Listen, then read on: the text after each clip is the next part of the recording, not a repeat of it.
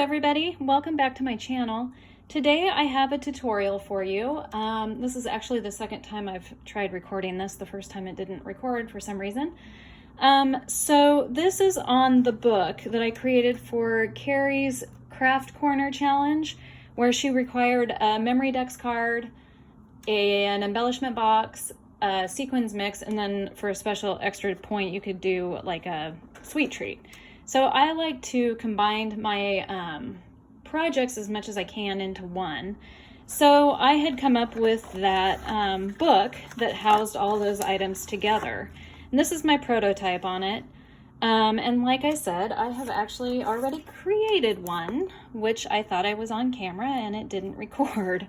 So this is what it kind of looks like when it's done. So anyway, I'm going to do it one more time, but I think I'm going to do this in 3 parts. The first part will be the booklet itself. Then we'll create all the pieces for the inside of it. And then the third part will be where we assemble it together. So let's go ahead and get started. You'll need a 12 by 12 piece of chipboard, which you'll cut down to 2 pieces that are 6 by 8.5. And then the third piece is 2 3/8 by 8.5. And that's going to be the outside of the book. I like using the chipboard because it creates a little bit of more stability and makes it a little bit stronger. So I think when you put more stuff in it, it's kind of nice to have it more sturdy. So what I did was I just took my packing tape and I pushed the pieces up together as best I could, butted them together, and then just taped it so that all of them align as best as possible.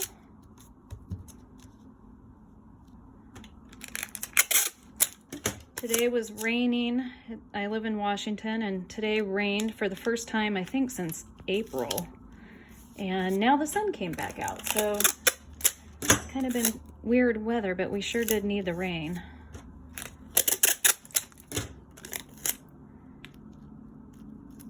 So that's basically the book format, or itself. And then what I've done is I have gone ahead and put, obviously, the Dollar Tree sticky, double-sided sticky tape.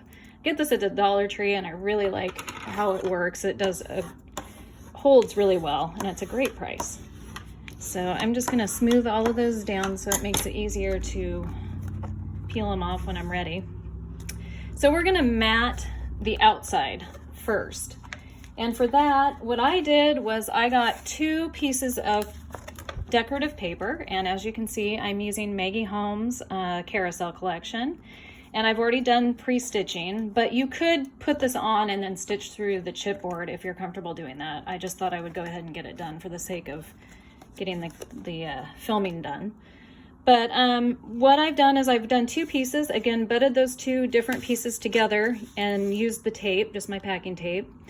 And the first piece measures 5.5 by 11.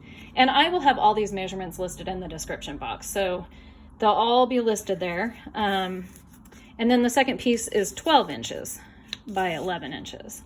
And I've gone ahead and, like I said, I put this on here before I did the stitching and kind of folded the paper so I knew where it was gonna bend, and that's how I knew where to stitch if you want to stitch beforehand. Otherwise you can stitch through your chipboard. And then to make the corners nice, I am going to take my scissors and I'm just going to cut the excess off here. I think I need to go all the way to the corner.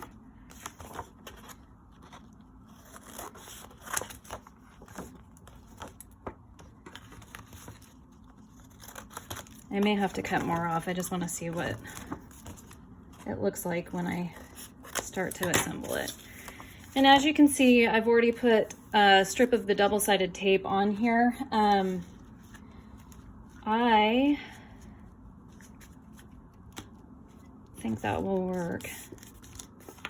Yeah, before I do that though, I'm going to peel the back off so that it is good and secure on there. So we'll have to peel each one of these off. Yeah, so I think what had happened on the first recording was it just was too long, and my storage is pretty full, so I went into my phone and deleted more things, pictures and that kind of stuff, and old videos that I didn't need to keep on there anymore. So hopefully this will work, and if I do it in smaller sections, it should be okay. So peel all of these off. I got this chipboard from scrapbook.com. When I placed an order, I just got some 12 by 12 individual sheets, and they ship them with this behind it so that the pieces don't get damaged and bent in the mail. So I saved it, and now I'm able to use it. I'm just going to add some wet glue on here just to help if I need to wiggle it a little bit when I lay it down. It might give me some wiggle room. So I'm just going to start here and just kind of go along my fold lines that I kind of started just for the sewing, and lay that down. And my bone folder, and just kind of press those down. And before I try to really fold this, I'm going to just give this a little run down the center to help bend the paper instead of ripping it. So don't force it, just kind of work it. There we go. Okay, now I'm going to peel these off on the top and the sides and stuff so that I can fold this over. Again, I'm going to use my art glitter glue, and I'm going to just fold those over. I'm only using one strip of the double-sided tape because I'm going to be matting the inside with more paper, and it'll kind of overlap this, so I don't think I need to do as much tape there. But the glue will help hold it too, so that's good.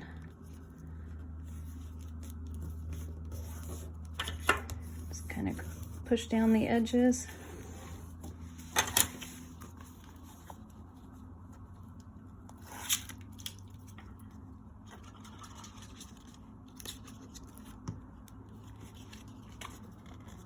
Fold that over.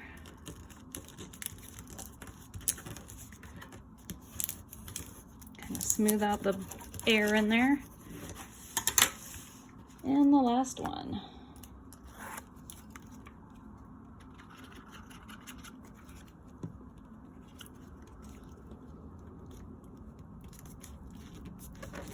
That worked out pretty good. And I'm going to do the same thing on those pieces right there. Just give them a little run down with the bone folder to help it bend. All right, so that is the front of my book, the side or the binding part, and then the back. And I overlapped, I didn't mention that, but when I did the papers, I overlapped it so that there would be this seam here, just so that I could add a little bit more stitching on it and give it a little bit more interest on the front. So that's how that looks. So now we'll go ahead and do the matting on the inside, but before I do that, I'm going to put my ribbons on so you can tie it closed. In my last tutorial, I accidentally went ahead and put the matting down first, and then I had to kind of open it back up to get the ribbon in there. So I remembered this time. So a little dollop of hot glue. Actually, I want it that way. And then I'm gonna just lift it up to kind of give an idea of where the other one should go, so it's across from it. And since it has a design, I want it to be on the outside, so that's why I flipped it over. Okay, so the ribbons are in. Now I'm going to take the paper for the matting. And this, I got 2 pieces, and they measure 5 3/4 this way and 8 1/8 long. So you'll need 2 pieces of those. and then one that measures 8 1/8 long by 2 1/4 wide. And so that will fit right in here. And what I've already pre-stitched them, as you can see. So I already put the tape on it, double-sided tape, and I am going to peel that off. If you want to do stitching, you do it before you adhere, before you mat them. And I'm going to do the same thing just to give myself some wiggle room. And I am going to go as close to the seam as I can with this piece, so that it hides the cardboard or the chipboard, but doesn't go over it, so that it will bend nicely when you close it. If you go over it, then it kind of bubbles and doesn't look right. And then you've got the matting over on this side, so it looks nice. So then we'll do the centerpiece. And I'm just peeling the sticky tape. Again, I'm using the my art glitter glue just to help if I need to wiggle it a little bit once I set it down. This one, I'm just going to try to line up as best I can with that. And again, I don't want it to go over the creases because it makes it hard to open or to close it. So there's that one. And then this, I will peel these off. If I can. I got my gold thread in my machine and it's been working, knock on wood, but I really like the gold with the carousel collection. So I was happy that that was functioning at least today.